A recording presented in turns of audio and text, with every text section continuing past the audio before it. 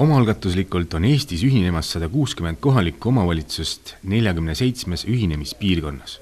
19 kohaliku omavalitsuse 8 piirkonnas küll ühinevad, kuid ei täida miinimumkriteeriumi.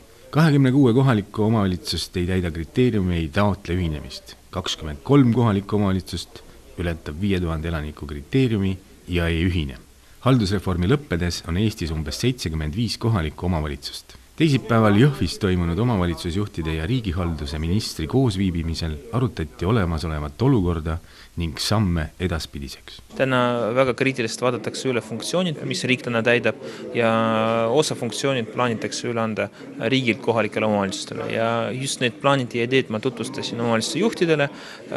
Nemad võtsid need ideed ja plaanid väga rahulikult, külma närviga. Ja koalitsioonilepingus on valitsus kokku leppinud kohalike omavalitsuste otsustusõiguse ja vastutuse suurendamiseks ühiskonnaelu juhtimisel ja korraldamisel ning omavalitsustele osa riiklike ülesannete üleandmisel antakse ka vastav rahastus.